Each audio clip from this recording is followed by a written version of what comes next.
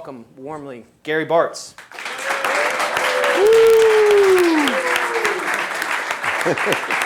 Thank you. A warm welcome.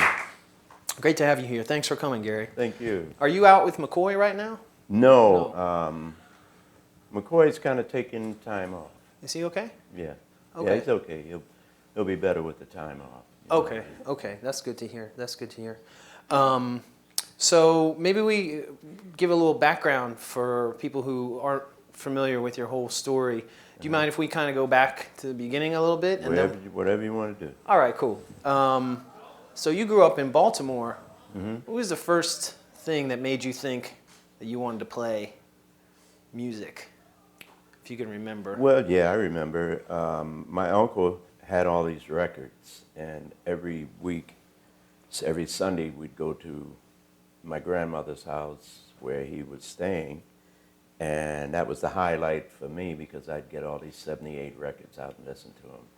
And I started listening to Louis Jordan. I love Louis Jordan because he was funny, you know.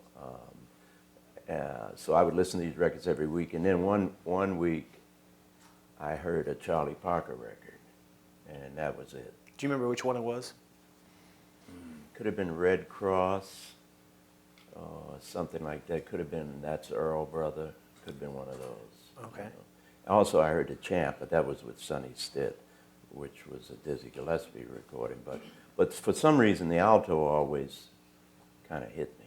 Stuck out. Even though I liked the tenor sound better, but I liked it was something about the alto that I just fell in love with. You did end up doing a few recordings on tenor, didn't you? No, I never did? Oh. I mean, I played tenor, but I never recorded. But if I remember the story right, you didn't, even though you got interested in the saxophone, you didn't get a horn right away. No, well, when I was 6 is when I started begging for a saxophone. Because I mean, that was the prettiest thing I ever heard when I heard Charlie Parker, man. I didn't even know what the instrument was. I just heard this music, and it was so pretty. I said, right then, at the age of 6, I said, I want to do that. Whatever that is he's doing, I don't know what he's doing, but it's so pretty, I want to do that. So you were just hooked. Yeah, he got me, and I haven't gotten unhooked. I'm still hooked. This is great. Yeah. So when did you finally get a horn? When I was 11. Okay. Yeah. Now, was that when your parents ended up, your father at least, ended up owning a nightclub in Baltimore, isn't that right? Mm-hmm. Was that around that time? No, that was not until 1960. Oh, so that was much later. Yeah. Oh, okay. Yeah, I was living in New York at the time. I was going to Juilliard. Oh, okay. Yeah. Oh, so. I can say Juilliard in here, right? Yeah, absolutely. No. Hey, Billy. Hey, man. How you doing? You doing good? Huh? You doing good? I'm doing good so far. So, nice to have some old friends here, huh? Yes, indeed. Yeah, very cool. Benny Very White. Cool. Yeah. So once you started playing, what kind of music were you doing originally? Were you playing with friends, and how did you sort of get into the horn? Did you take lessons? Well, you know what I realized is that for 5 years, right, I'm asking my parents, I want a saxophone every Christmas, especially, birthdays and Christmas, what do you want? And that's what I wanted. So, but in the meantime, I'm listening. And listening is studying. You can listen or you can study while you're listening. There's two different things. Some people just listen. Some people are studying when they're listening. I'm listening, I'm hearing, when I get a horn, or if I ever get a horn, I want to do this, I want to do that. So I was studying for 5 years before I got my horn. So when I finally got the horn, I knew what records I wanted to play with. And so I started transcribing, I guess that's what they call it nowadays. I just called it playing what they was playing on the record. You didn't actually write it down. You were just playing along. Yeah. And so I played I just played their solos, and I would try to play, like I was just showing some students last week, there was, Tiny Bradshaw had a band, really famous band, used to come. I used to see them actually at the Royal Theater in Baltimore, because my dad would take me to see Louis Jordan. I saw all these people. Oh, so he took you out when you were a young... Oh, yeah, he would take me, yeah. To the matinees or he something? Knew to the matinees, to the theater, which had shows all day long. You know, so we would go to do that. And I remember one time, this has nothing to do with what we were saying, but he took me to see Sonny Stitt. I was already playing at this time, so I must have been about 13 years old. And he took me to see Sonny Stitt at a matinee. And so he had sneaked my horn, because my dad never thought I could play.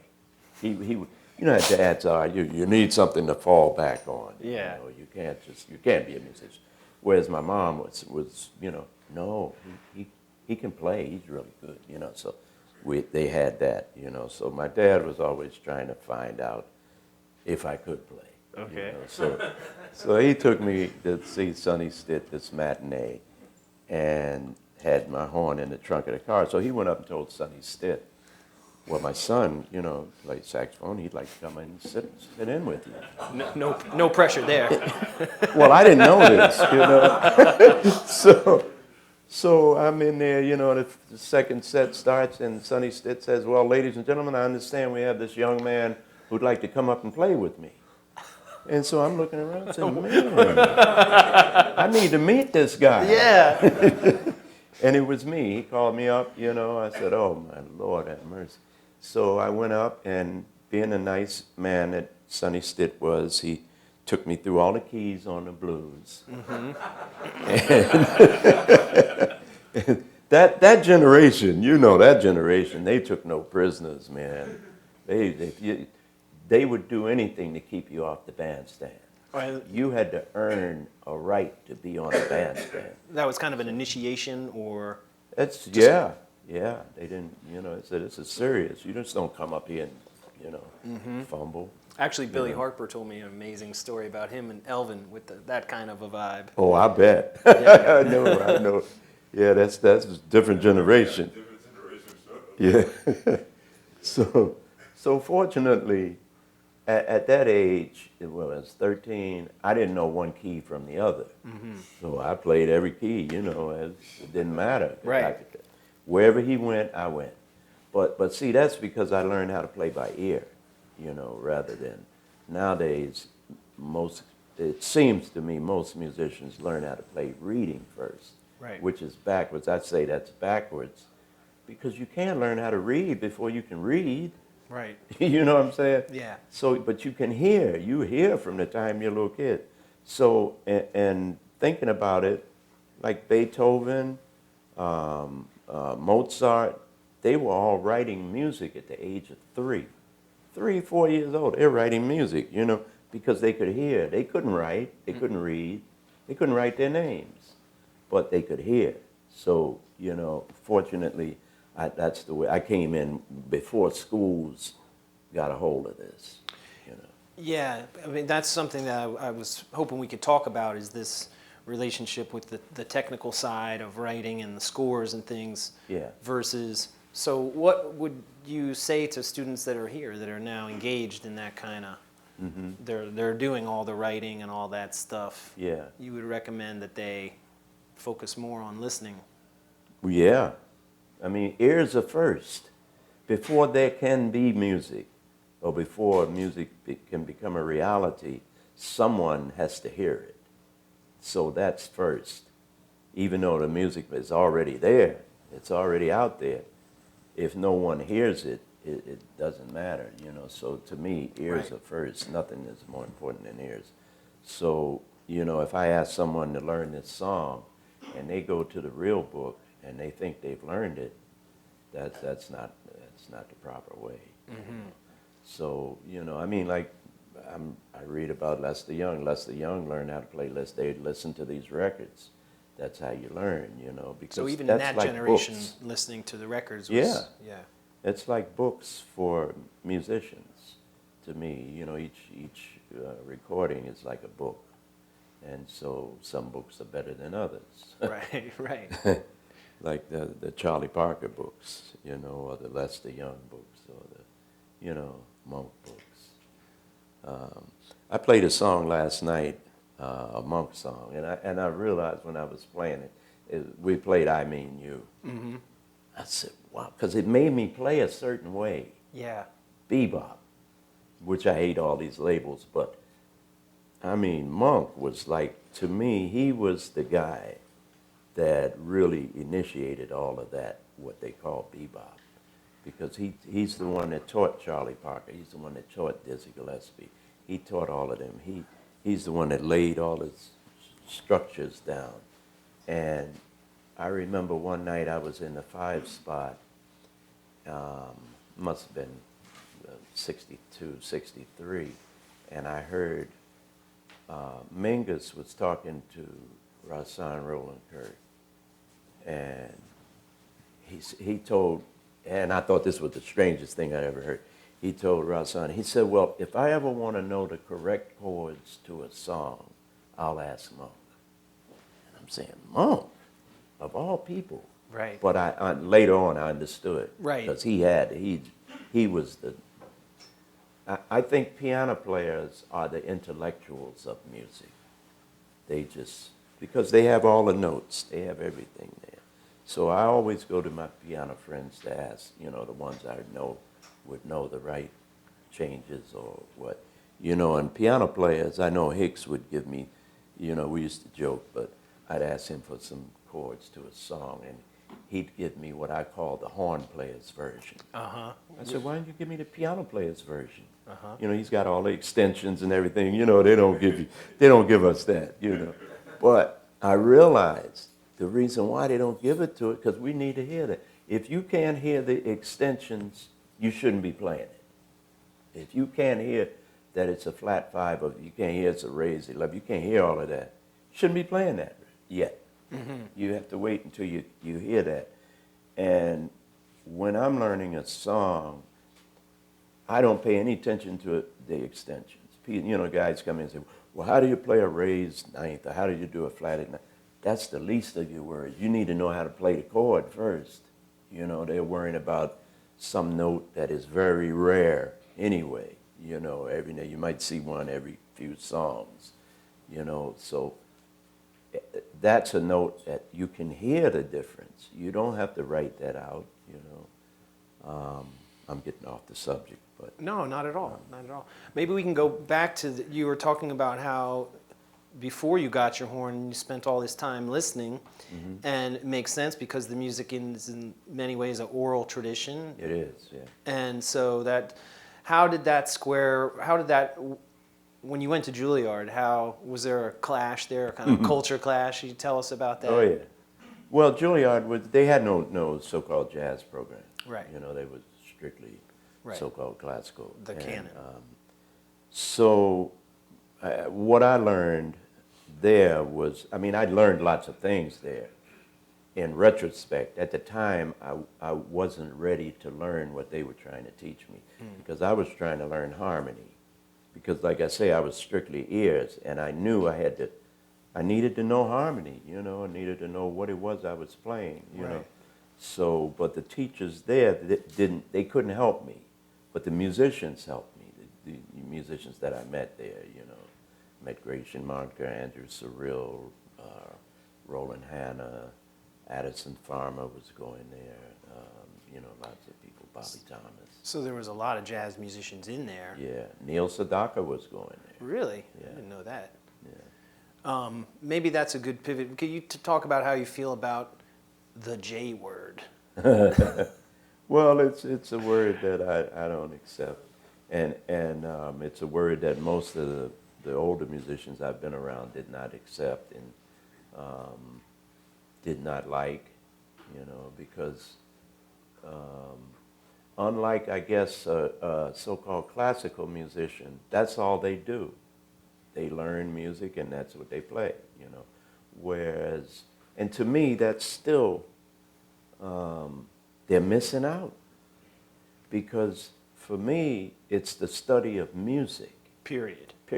Right. So I'm studying, if it's music, I want to know about it. I don't care what you call it. And there's many names of all the different musics, but music is only music. And so it's like I say, like water is water. You can call it Perrier, you can call it Avion, I don't care what you call it. You can call it salty. It's still water. Air is air. You know, it can be smoky, it can be different things. Music is music. You know, you can call it different things. 12 notes, like we were saying. You know, we only got 12 notes. Can't be that different. Right, a C is a C in classical music, a C is a C in every kind of music. That's right, yeah. Why is it that you think these kind of labels get put on things? Does that have to do with probably commercial concerns, but also social issues and... both, many reasons, yeah. It's, well, from what I see, because it started out in the whorehouses of New Orleans. Right. That was where this music first was played, you know, like that, at that level. And so jazz was another term for like, we got young. Yeah. But I think we know you're going with that, right? You know. Yeah. Yeah. And so... so it was a derogatory term in a sense that it was a disrespectful term towards the music. Yeah. Yeah. And a way to not take it seriously and to demean. Right. Well, they say jazz it up. Yeah, You know? right. No, that's just some jazz. Right. You know? So, I mean, from Duke Ellington, he did not like the word. I know Miles didn't, and I know Max didn't. Max would fist fight you. You know, he's gotten into fist fights from people saying that word. Really? Yeah. So how then do you just call it music? Because, Music. you know, Nicholas Payton, or you know, Yeah, sure. he's calling it Bam. Bam. So there's been all these kind of... Well, ultimately, if I'm listening to Miles Davis's music, it's called Miles Davis's music. Right. If I'm listening to Monk, that's Monk's music. That, to me, if you gotta have a name, I don't know, it's music. Yeah. That's what it is. It's music. You know, it's like calling tissues Kleenex. It's still tissues. It's the same thing. People go in and say, I'd like a box of Kleenex. Yeah, and it's really And the they might brand end name. up getting a box of Whatever. Puffs or Puffs. something, you know, and they'll accept it because it's the same thing, you know. So, I mean, I understand why, for business purposes, it could be helpful, but I think it's doing the public a disservice because it keeps them pigeonholed and Right. it keeps them away from certain musics. Because many people, if you go out on the street and you stop 10 people and you ask them, who's your favorite jazz musician? You will hear the gamut. Yeah. Anywhere from Kenny G to, could be anybody. What's this guy, Boney James, you might hear Boney that. James. You might hear John Coltrane, you might hear anything. So it doesn't mean anything. you Right. know? It's kind of a meaningless term anyway. Yeah. One of the things that I've always also admired about you is, besides your artistic independence, is your independence as a professional. And maybe you could talk a little bit about what you feel is important, why it's so important for artists to maintain control of their careers and to try and... Well, I mean, that's like a no-brainer, isn't it? I mean, I think so, but not everybody thinks that way. No, people want to write songs and give them away? Well, yeah, I mean... I guess they do, huh?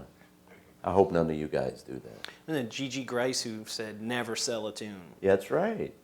And God, because see, we came from the time where we didn't have the knowledge of how much money publishing generated. Which is a tremendous amount of money.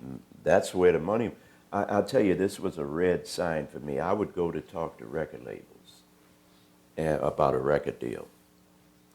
And the first thing they would ask me is say, well, of course you're going to put your songs, and they say, you got originals. Of course you're going to put them in our publishing company. Right. And they all said that. Right. And so I'm saying, well, why is this so important to them? So that raised a red flag for me.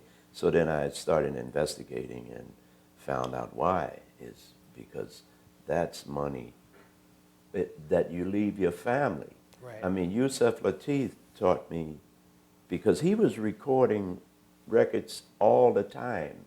He probably, I don't know, 100, he might have 100 masters, you know. To musicians, the masters recordings are our stocks and bonds. That's right. We don't have stocks and bonds and stuff like that. So what we can leave our family are the masters. And last century, corporations own probably 90% of the masters, and that's really a big disservice to the musicians, you know. So if you slave and write a song, sometimes it takes. I've taken as much as maybe 5 years to complete a song, you know. Really? Yeah. Which one took 5 years? Oh, I had one called.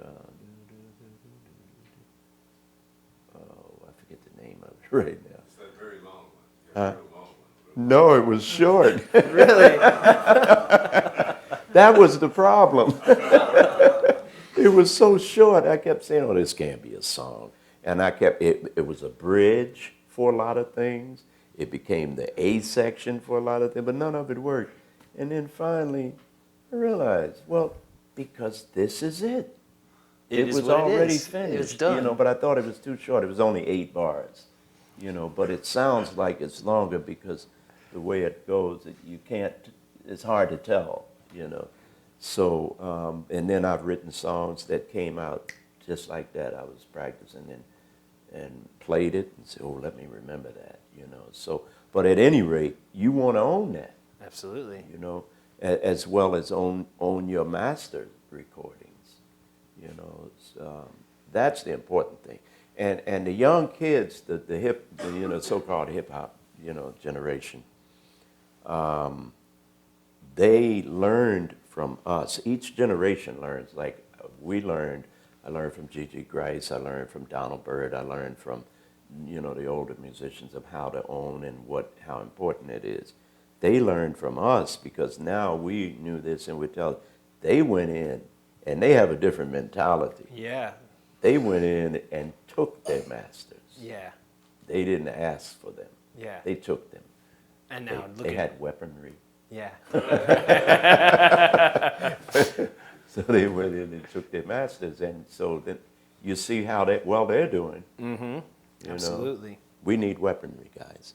But so you come to New York and you're at Juilliard, and it seems like you really hit the ground running, and we're playing with Max and Abby. No, it wasn't. No, I came to New York in '58. Okay, and then I thought it was only a couple years later, no? No, '64 I started working with Max. Oh, okay. Yeah. Oh, okay. So what were you doing? Were you playing? I was playing, yeah. You know, doing different gigs. One of my first gigs, no one will ever know this band, I'm sure. I need to look him up, but the Mo Pelham All-Stars. Okay. Mo Pelham. Nobody knows that name, right? Not a soul. No. And probably for good reason. Right. But we used to work out in Far Rockaway every weekend. Oh, man. For the door. Right, of course. And we would get robbed periodically. Wow. Yeah. So that was a rough Very welcome rough. to New York. Yeah. How did you hook up with Max? Well, I had met Max in Baltimore when he came through. You know, like I say, my dad used to take me out. You know, anytime somebody came down, I need to go. His dad, you know, so and so. So he took me down, and once again, I ended up sitting in with Max. No kidding. Yeah. Wow. And so he called Cherokee. You know, because you know how fast Max can play. So, but I mean, I'd been playing these records. That was my stuff. Mm-hmm. So I'm glad he called that. Because you nailed it. I knew that, yeah. I didn't know what I was doing, but I was following it, you know. So he liked that. Clifford Jordan was in the band, so we became friends, lifelong friends. And so finally, he gave me his number. Said, "Well, when you come to New York, you know, give me a call," which I did. And I used to go by he and Abby's house, and Abby would cook dinner for me, you know. And I told her that one day. She said, "I used to cook." But yeah, Abby Lincoln used to cook. Was this when in Brooklyn when he was in? No, that was in Manhattan on 104th. Okay. You know, Central Park West. Yeah. So speaking of, I mean, all these amazing people that you had a chance to see as a audience member and a listener, mm-hmm. And I love the thing in your bio how you wrote that you learned very quickly to, you know, if you couldn't afford to get in, you know, pick up mm-hmm. a drum and help load in. Yeah. So what were the sort of things that you started learning coming into contact with these artists as people? And was there insights into the music just from on that level? Do you know what I'm trying to say? Because it is a social music and it is a community kind of music. That's a complicated question. But I was watching, I don't know, does anybody remember, Billy, you remember Beefsteak Charlie's? Yeah. Yeah. Sure. So we used to go down, and I know you remember too, Lenny. We used to go down to Beefsteak. Well, that was the hang. That was like Bradley's before Bradley's. And even, I guess, even more than Bradley's because Coleman Hawkins, Lester Young, Billy Stray, I mean everybody, all the older musicians, or a lot of the older musicians, that's where they would go to have their drinks and hang out during the day. My first trip to California with Art Blakey and the Messengers, we left from Beefsteak Charlie's. Really? Yeah. That was the rendezvous. We brought all our suitcases down there, and we left from 50th Street between Broadway and 8th. We're down there with suitcases standing outside, Yeah.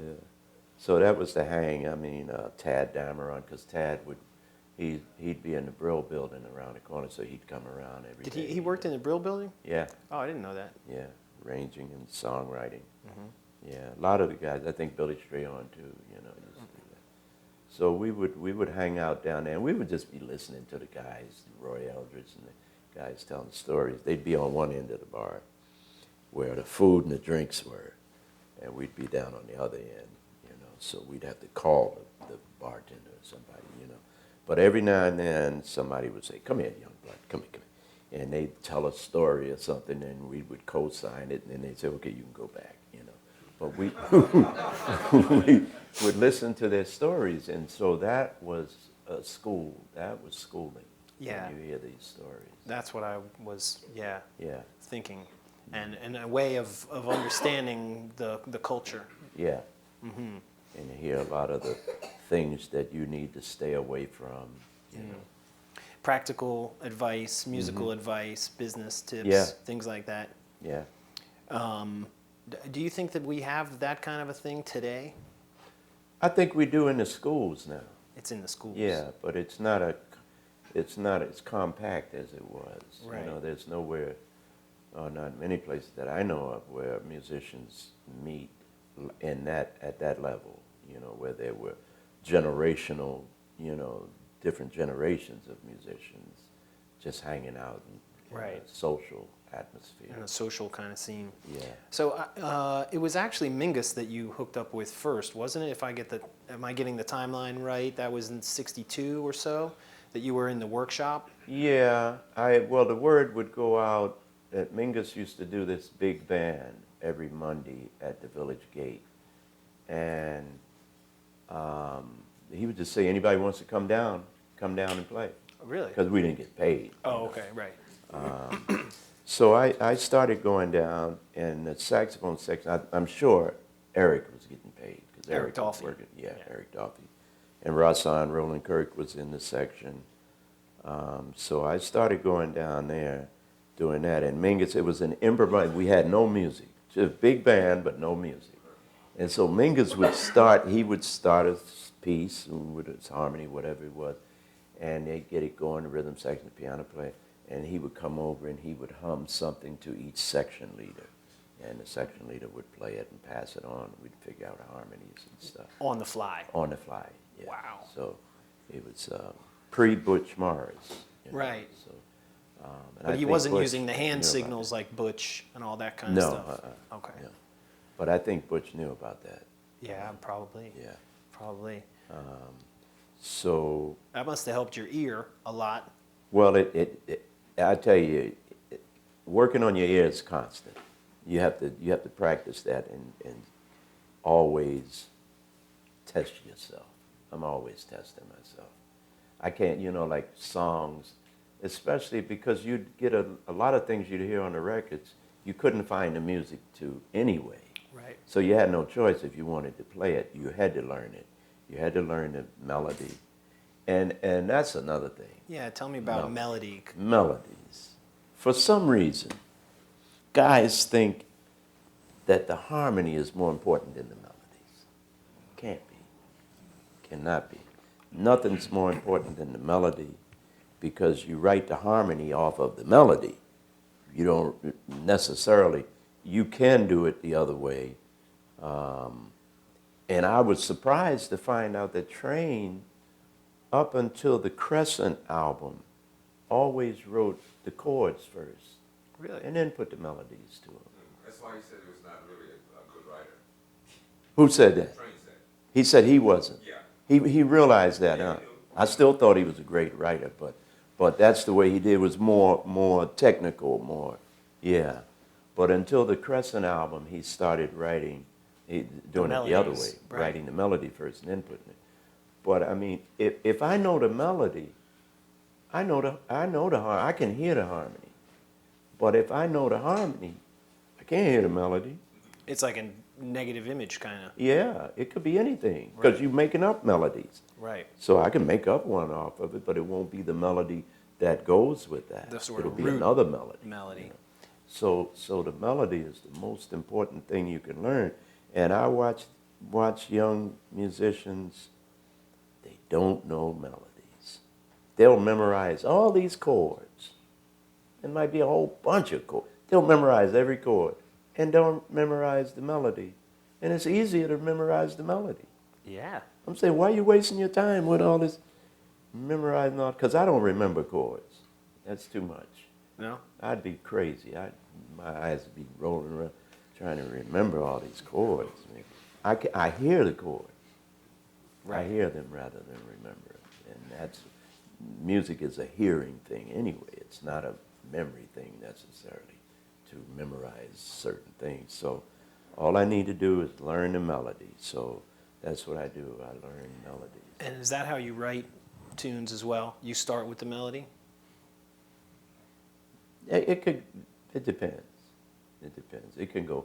I write. That's why it was surprising for me to find out the Train wrote chords first off, because I've done that. I've done it the other way. I've done it any kind of way. If you're a composer, you do it in all kinds of ways. There's no one way to do it. Mm-hmm. You know? I read a story that, so what, when Train and Cannonball were on that session, Cannonball was hearing that in C major and not D, whereas Train was hearing it in D, which as evidenced by certain phrases like he played it on a C sharps and whatever. Mm-hmm.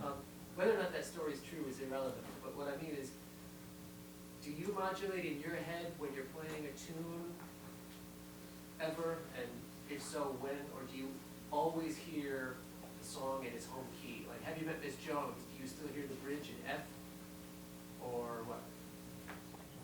Did everybody hear that question? I'm not sure about the question, because I mean, I hear wherever it's going, and I hear whatever I'm hearing. Like Cannon heard it like, see, that's why I don't like to remember the chords, because if you remember the chords, you're going to play those chords every time. Just about every time you're going to play, because it's B flat 7, you know, going to this and going to that. You're going to play that every time. If I'm not thinking that, I might not hear that. I might hear something else off of that. Because for me, nothing is more important than the triad. The triad is the basis of harmony. 3 notes. Once you add a 7th or add another note, you've got more than one triad now. So if you've got more than one triad, I can think, if I'm playing, say I'm playing a C7, okay, I can say I'm playing a E with the E minor with a flat 5, because that's the E, the E, the G, and the B flat. I'm not thinking no longer C, even though it's related, but I might put an F sharp in there, because now I'm thinking E with the flat 5, you know. So it depends on how you're thinking. So I'm listening all the time in my mind for what I hear. What is it that I hear, and because I know where it's going, because I do know the song, so I know where it's going. So even though that F sharp might not be in the scale of the C, I could call it something, you know. I can call it the flat 5 of the C. You know, I'm playing the flat 5 of the E. So it can be different. It can be different things, but I don't know whether that answers your question. But so kind of Because modulation, I mean, when I think of modulation, I think of playing it in another key. I don't think of modulation within the song. You know what I mean? But songs change keys all the time. That's why I'm asking. Right, they do. But you mean within themselves? Yeah. So But see, I don't call that changing keys. I don't call changing keys is when you go to a totally different key to play it. But that's just the way I look at it. so. Yeah. Speaking of musicians hearing things differently, maybe you could talk a little bit about how important it used to be. Maybe it's not the same pressure to sound different too, that everybody had to have their own sound. Oh, yeah. That it really wasn't acceptable to sound like anybody else. Right, yeah.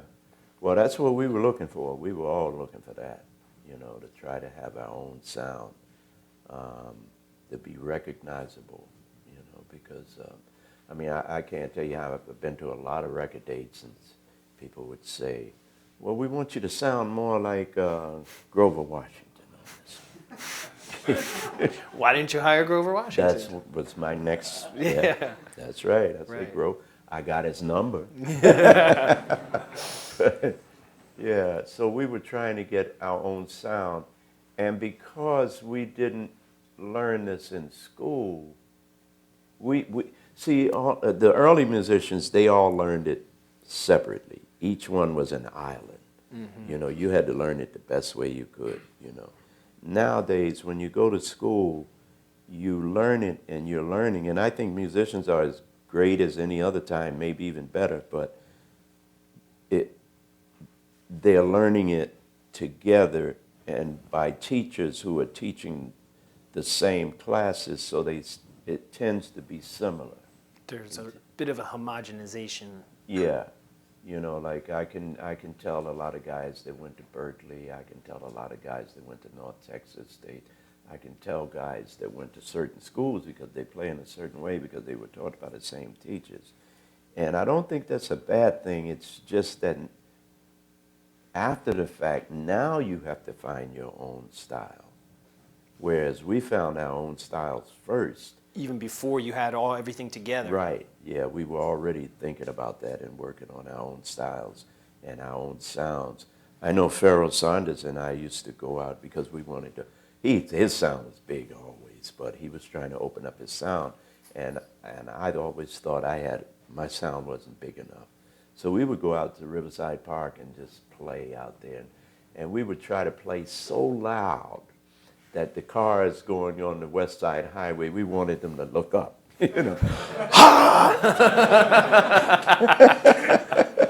Never did. Kind of like Sonny on the Bridge trying to Right. get that big sound. Yeah, yeah. That's awesome. But yeah, that's important to get your own sound.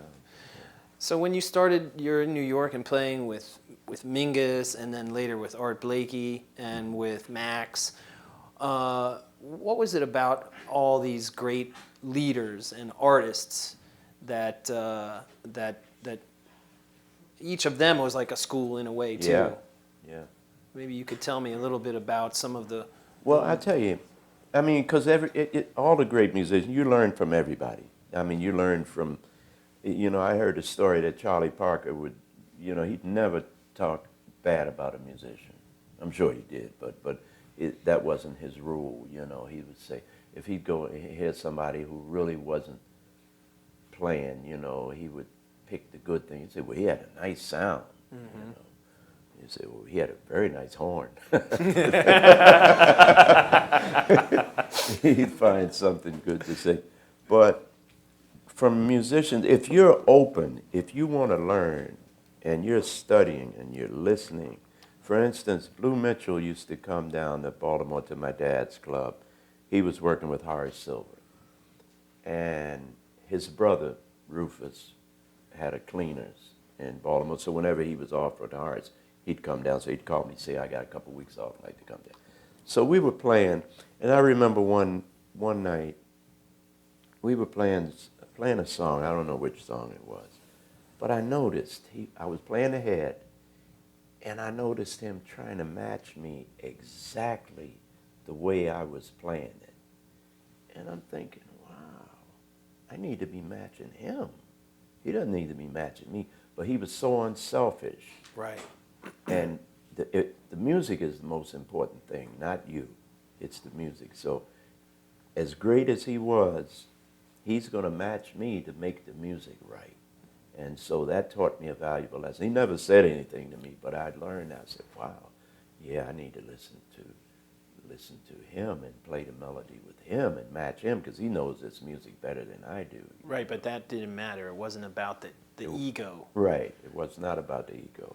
It was about the music. So I've heard you talk a little about that, and I'd love to hear you expound a little bit about this issue of ego in music, and about how that can be, obviously you need to have an ego to...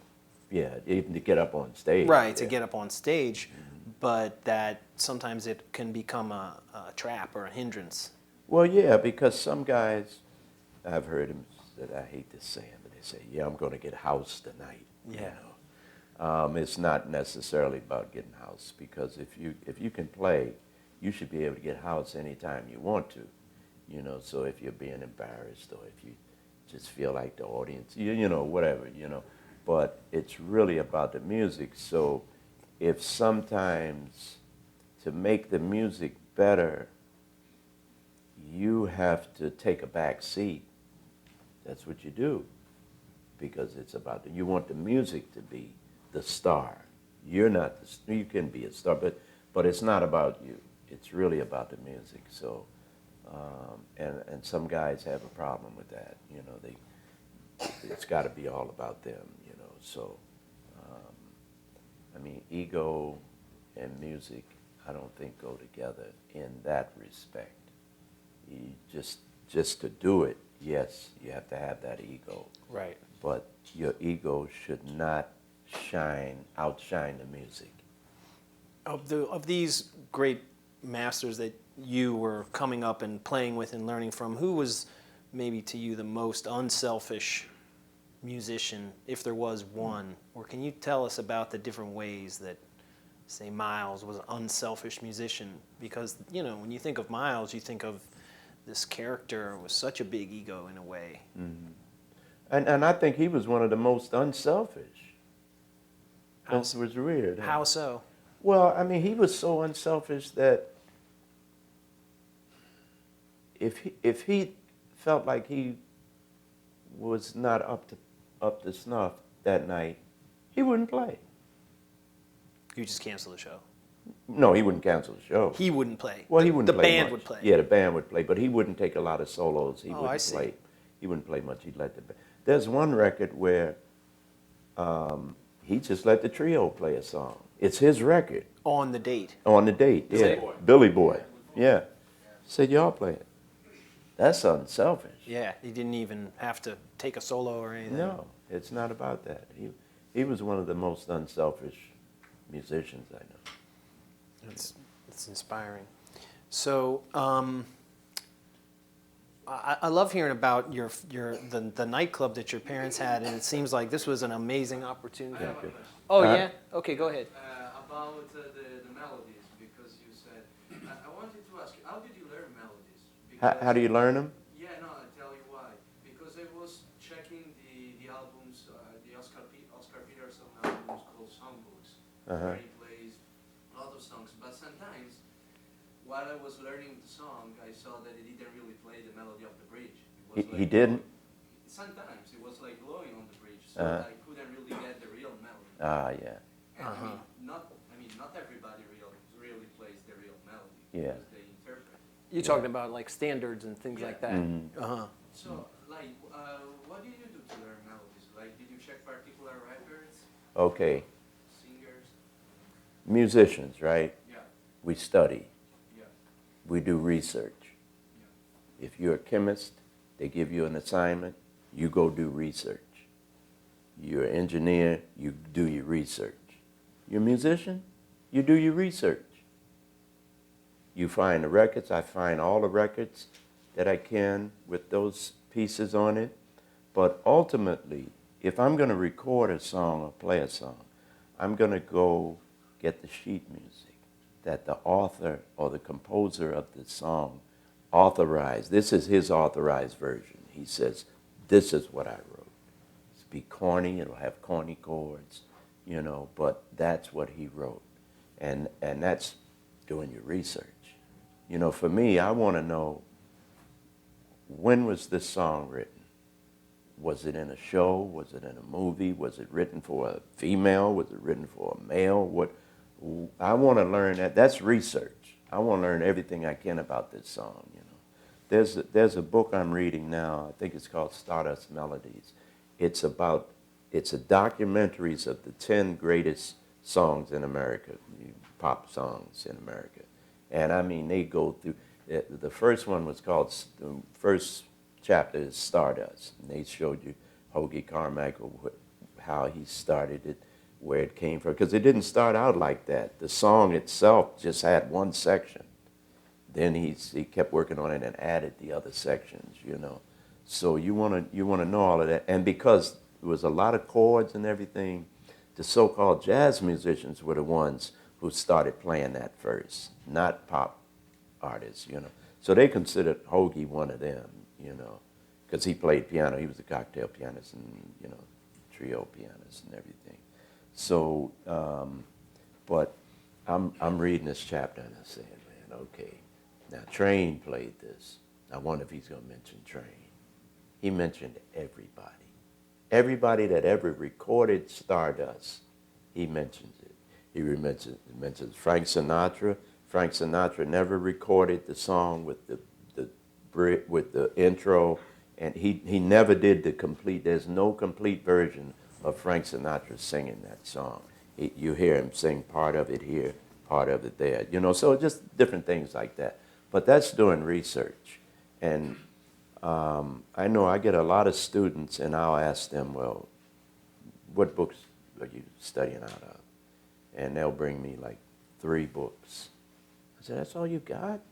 3 books? In your dorm or wherever you stay, at your house? I say, if I go into a mechanic's office, he's got books all around the wall. I go in the doctor's office, he's got books everywhere. I go in anybody.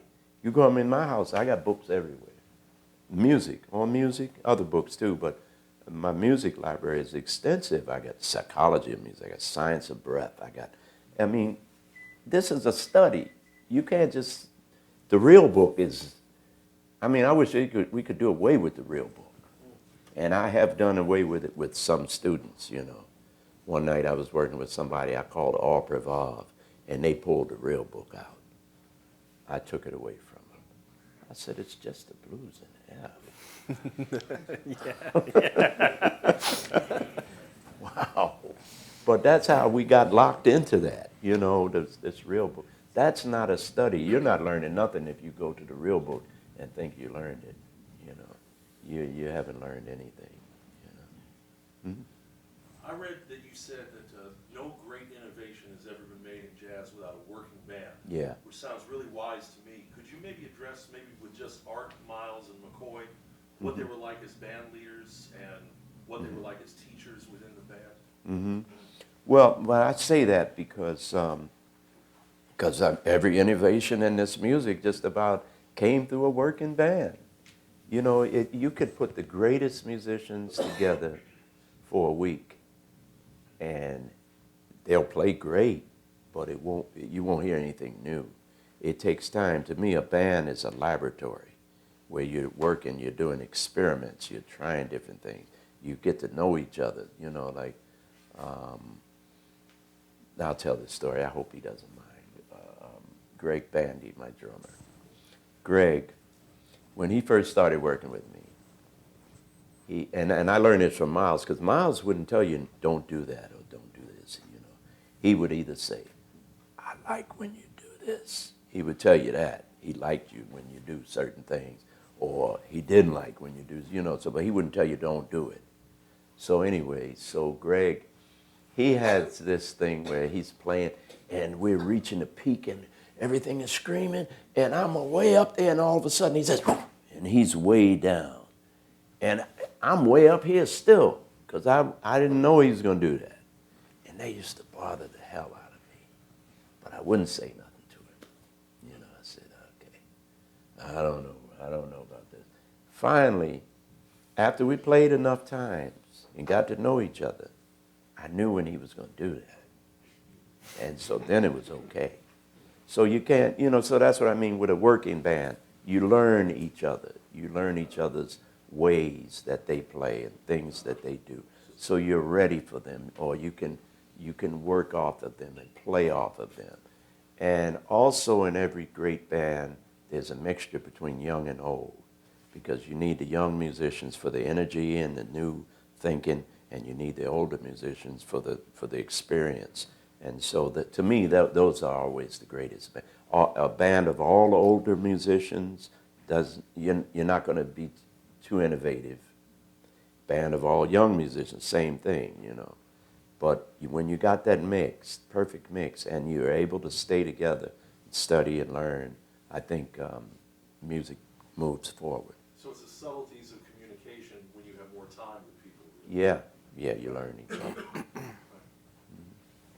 As a young band leader, how do you go about putting together the band that you just discussed that has the young cats and the old cats in it? Or is that even possible? Well, unfortunately, I'm the old guy now. So, so almost everybody's going to be younger than me. But no, it's certain things that I hear, you know, and certain things that I look for in musicians, you know. Like, for instance, I've worked with many people. But if I work with someone and I'll ask them that night, you know this song? And they'll say, no, I don't know it. Say, okay, we'll do something else. The next night, if they come in and they say, we could play that song that you asked about last night because I learned it today, that means a lot to me. That means they're doing their homework, they're doing their research. You know, if I ask them if they knew this song and they never mention it again, that might not be my guy. You know. What else are you looking for when you're choosing musicians for a band? I have to hear them. I have to hear them. You know, I want to hear them and see how they play. I know Miles, he would never hire a musician unless he'd gone out to listen to them more than once. You know, this was up into the 80s, you know, but he would always make sure he heard the guys. And most of the guys he hired were band leaders. He wouldn't have hired, you know, they might not have been band leaders at the time, but they were going to be, and you know, they were on that level, so. Why would he choose such strong individuals versus people who could, you know, execute his? I'm sure, obviously, there was a method there. Yeah, I think because I mean, certain people can see, you know, you can see potential. Like I know a lot of times, like if you have a rough of a song and you take it up to a record executive to listen to, I'm hesitant about them listening to it because they can't hear it like that.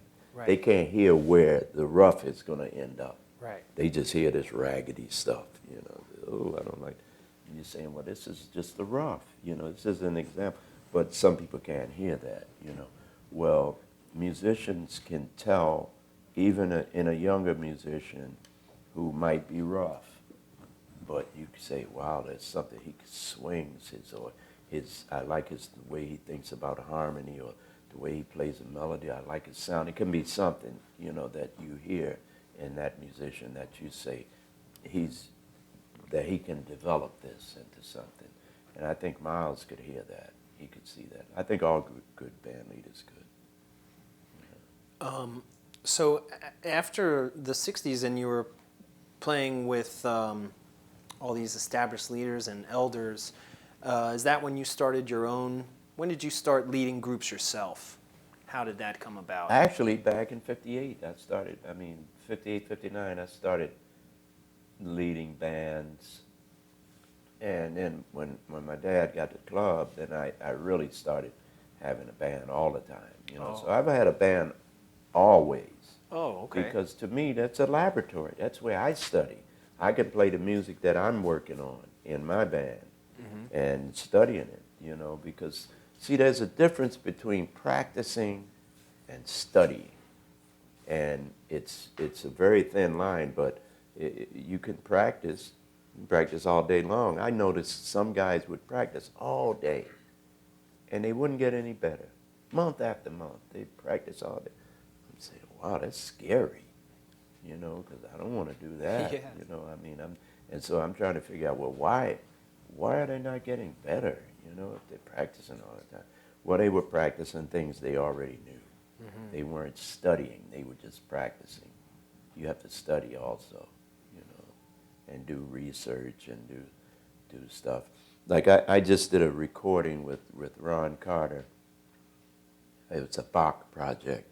And so we did the Bach cello concerto in G major, the prelude. We did that Pablo Casals and Yo-Yo Ma and all of them did.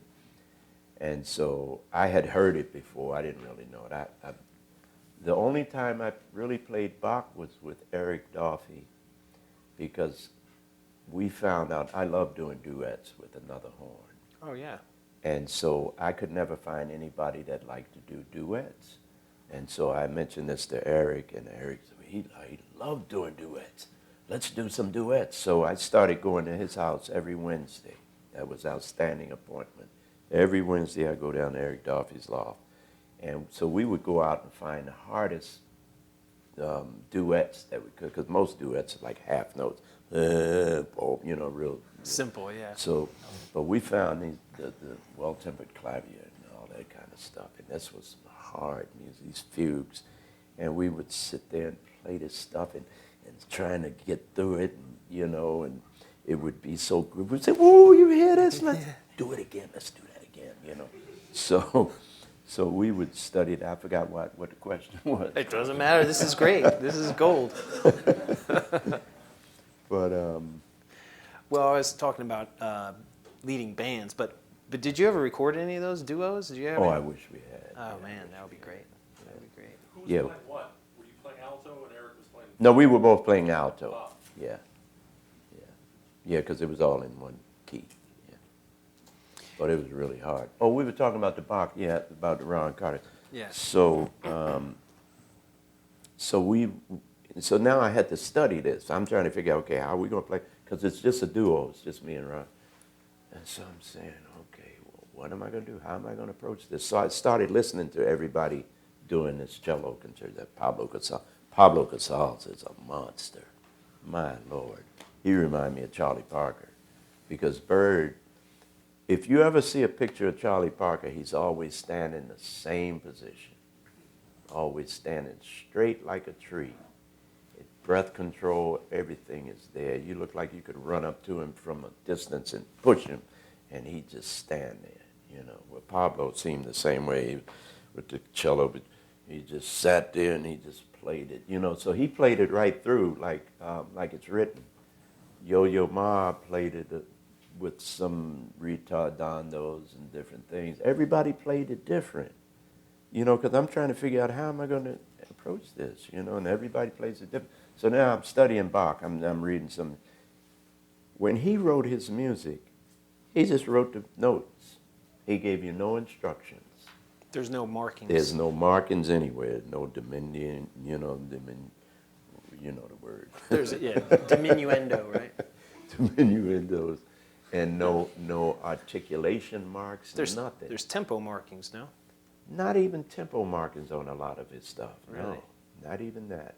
So you have to figure that out, So that was interesting, But that was older music, And maybe he did have some pieces where he did, but what they got from him, he had no markings, So that's in the difference between study and practice must involve then playing, not just being alone and working on your chops.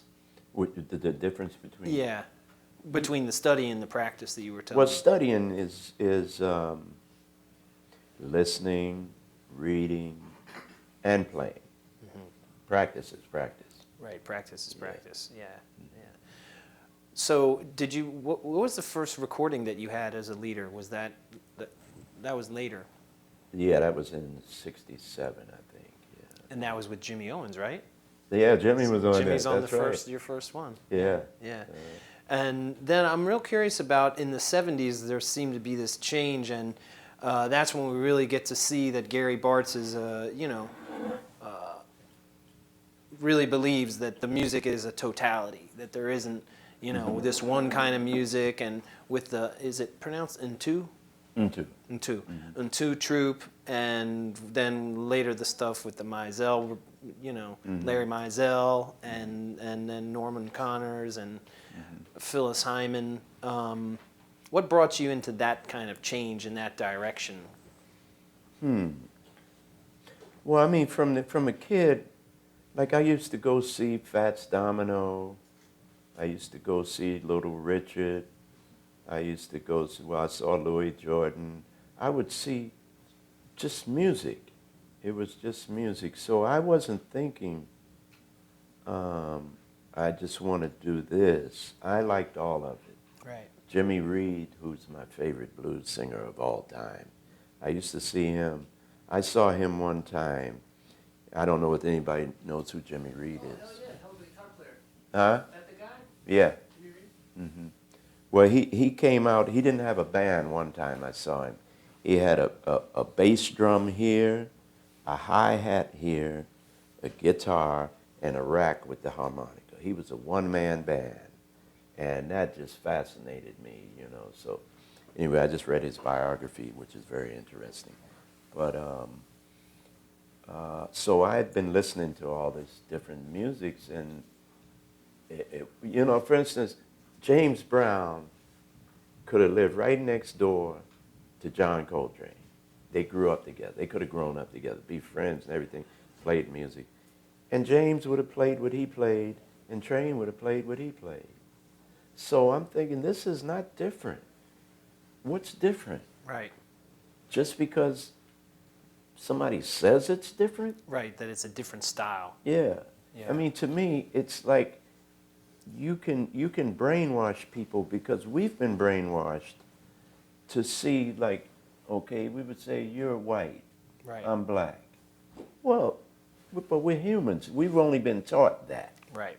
As kids, we don't see that when you're a kid. No. Somebody has to teach you that. Right. Well, they're different because he's white or he's black or he's this and he's that. We don't see that. Kids do not see that. And in reality, there is no difference. Yeah. So same thing with music. That's why I say music is segregated. You got this, you got that, but it's all the same, Yeah, absolutely. So Did I see another hand up? Roy's got a question. Since you were mentioning about wide range of ages and groups, remember the troupe you had, I think his name was Howard King? He was Howard, wicked young. 15 years old. Yeah, how did you meet him and how did that come about? I think I met him, he was working with Jackie McLean. Really? Yeah, Huh. yeah. 15, he was still going to performing arts. He was going there. So he would get credit when we went out on the road. He got credit for doing his work on the road. Gary, you might have the longest ongoing playing relationship with McCoy of anybody I can think of. So Yeah. back to what, 1968, 1970? At least, yeah. 68. Could you Yeah, talk six- about that? Because it seems to me there's a real relationship and a real simpatico with you and McCoy. Yeah. Every once in a while I see that you're playing with him again and there's something else happening. Yeah. Well, I mean, I met McCoy when he was working with Art Farmer and Benny Golson Jazz Tet. That's the first time I met him. So, I've been following him for a long time. He's a couple years older than I am. And so when he started working with Train, that was my man, Train. So I would see him all the time, So when he asked me to join the band, I was so happy, because now I'm in Train's position now. I'm standing out there, But I just love the way, because up until that time, there was only one other pianist who I knew who could play when you played free like that.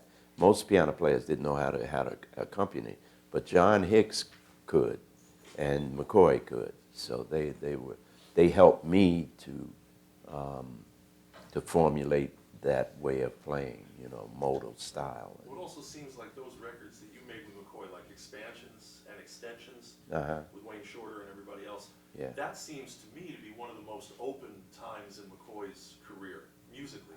Mm-hmm. Those records. I mean, with Woody Shaw and Yeah. having Ron Carter move over and play cello and Mm-hmm. all kinds of things happening. It just seemed like things were really going in many directions. Yeah, he I was. mean, you played wood flute with him. Yeah, I guess well, you're we not had doing all everything. kinds of stuff. Yeah. And Wayne Shorter's only recording on clarinet. But I mean, was there just a thing in the late '60s with McCoy's bands that just seemed to be kind of exploding, or? Well, that was a part of a working band because Woody and I were actually in the band, and Freddie Waits and Herbie Lewis, that was the band at one time. So that was more or less a working band. So that's always a good thing, to record a working band. I think that's really important. Record labels always say, well, we never heard of this guy. Yeah, but this guy knows the music, can play it, and understands it, but they would rather go with a name. Gary, will you tell the story about how, I love the story about how Train heard of you before you heard about Train? Because he ended up being such a big influence. Well, I tease people about it. I say, well, I went to a jam session in Baltimore one time. I was still in high school. And John Coltrane and Benny Golson were in town. They had come down. They were working with this band, Bull Moose Jackson. Yeah. I don't know where they. You remember Bull Moose? Handsome man. He was one. No, I'm sorry. He was, Yeah, he looked like a moose. was he one of those bar walker kind of honker kind No, I of don't type of? think he did. He No? sang. Oh, he sang. I think he played saxophone, but he sang. Oh, That's okay. his main thing. He had a song called Who Threw the Whiskey in the Well. Oh yeah. Had another one called I Love You, Yes I Do. That was probably his biggest one, I Love You, Yes I Do. But anyway, so they went to Baltimore to do 2 weeks, and the second week got canceled. So they came, Benny Golson and John came down, and they heard me at this jam session. I must have been 15, 16 years old. So they went back to New York raving about, oh man, you got to hear this little young saxophone player. So I just tell people, yeah, John Coltrane heard of me before I heard of him. So, not true.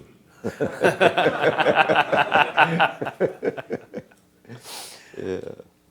No, that was a good time period. Baltimore was a very musical city.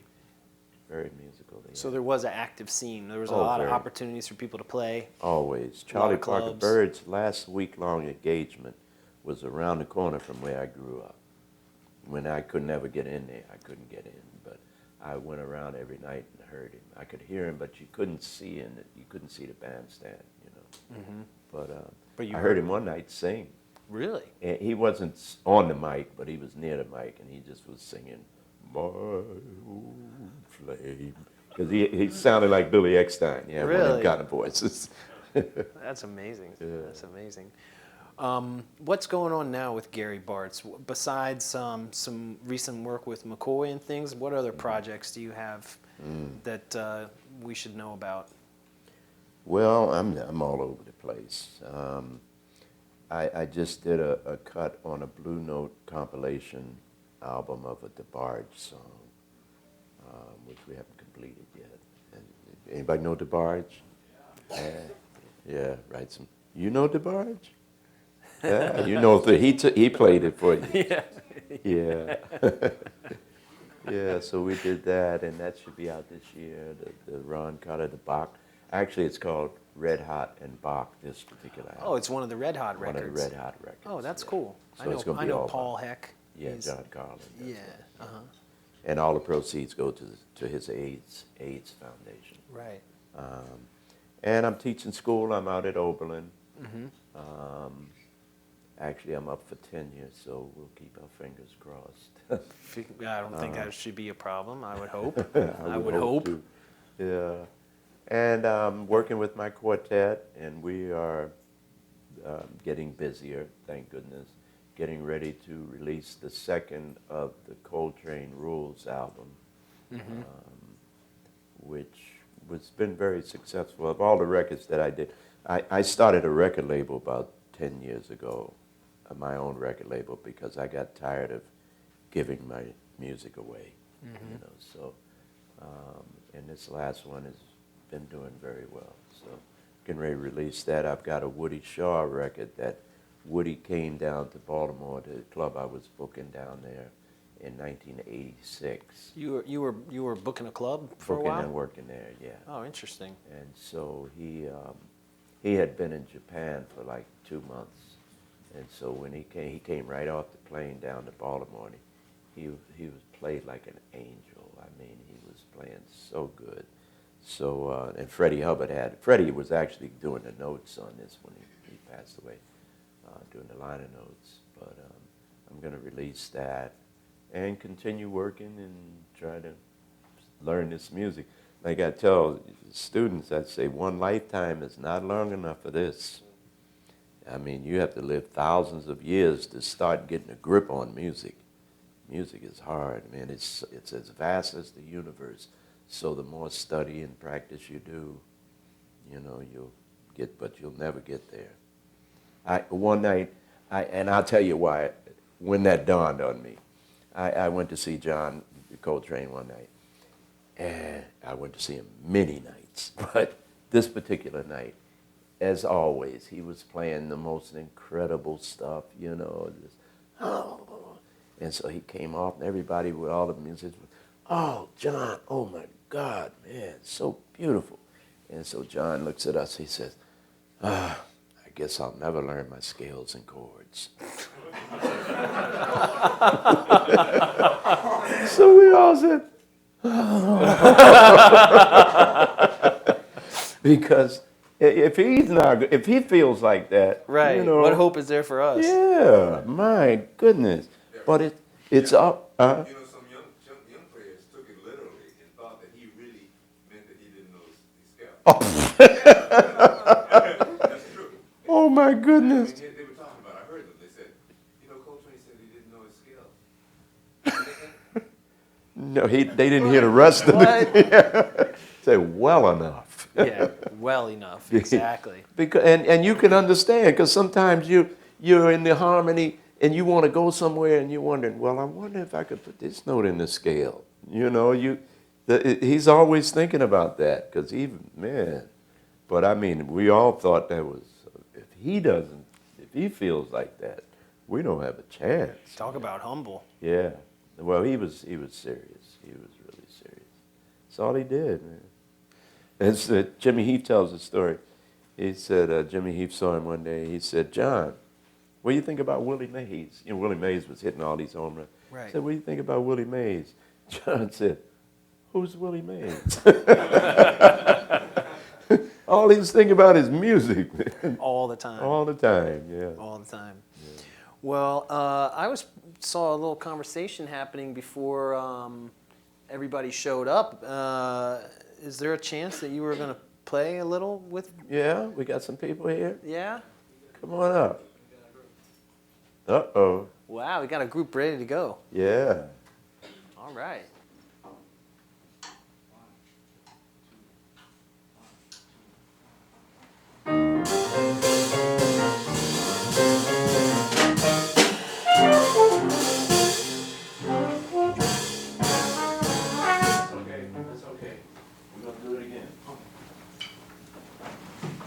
That's how Mingus used to do it, by the way. Mingus would, if something happened, he would stop the music. It wouldn't matter. Anybody, man, just stop it in the middle. Could be in the middle of the song. He'd say, whoa, whoa. You know? And he'd straighten it out and go on. Okay. Got it.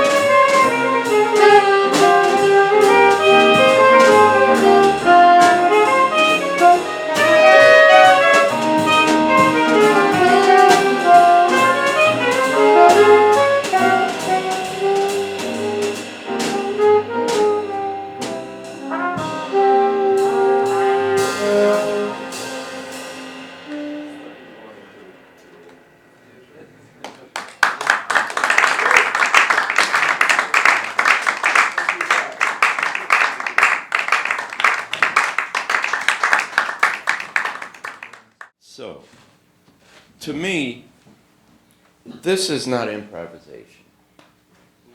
What I just did, I don't call that an improvisation. I call it composing.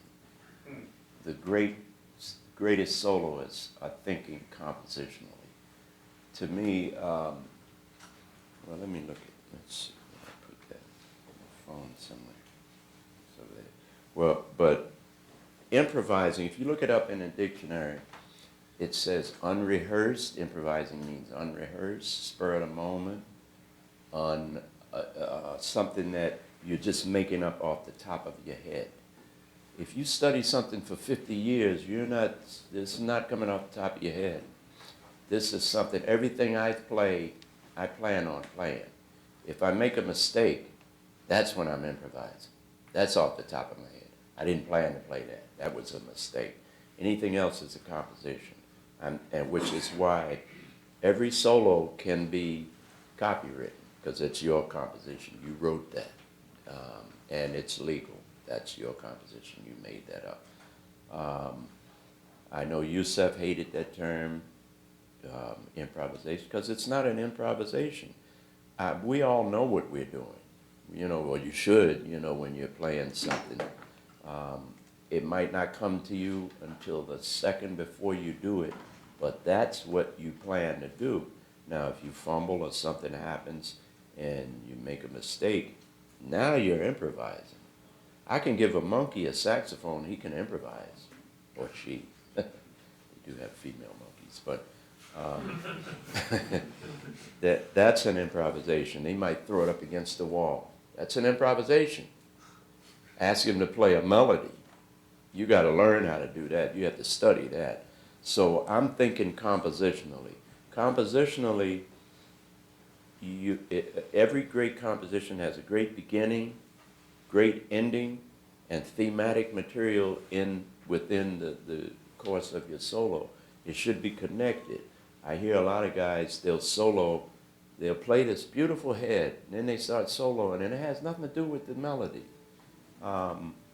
which kind of means to me, well, then they just learn the chords. They don't really know the melody. You know, it could be that, could be other things, you know. But I think it's important. I think the very word improvising brings to mind to a lot of musicians that this is all just comes from nowhere. It just comes from the sky and said, oh, it just hit me. I just said I'll do it. We study this music so hard that, like this song, for instance, I played this so many times that I can go many places with it. I can play off the melody, I can play off the chords, I can play off the rhythm, but whatever I'm playing off of, I'm thinking compositionally. You know, a lot of guys, especially younger musicians, when they solo, they throw out a lot of ideas, one idea after another. You listen to Wayne Shorter, Lee Morgan, Miles Davis, John Coltrane, Charles Parker, Lester Young. Their solos make sense because they follow their ideas. You have to follow if you put a great idea out there, don't just put it out there and then go to another great idea. See where that idea goes. See where you go with that idea. Take it as far as you can go. For one example, for me, it's a prime example. Chasing the Trains. Anybody know that song? That's one idea. That whole, 15, 20 minutes? 15, 20 minutes of one idea. Train followed his ideas so far. He would follow an idea, and then he'd get so far, and then he'd decide, oh, I want to follow this idea now. And then he'd follow that. So he'd leave things alone, because every night I'd hear him, he had something new to play. Every night, something totally different, because he's studying all day long. And so he's working on something like this one song he played. And I knew he never wrote this out. This, and I asked McCoy, and I was right, but he played it something. I'll see if I can remember. Something like that. I think it's Creation. This was just something, an idea he was working on one day at house. And so he came in, he hadn't finished working on it. He came in, he started playing that. He didn't tell the band anything. just started playing it. And that's how that happened, you know, but that's following your ideas.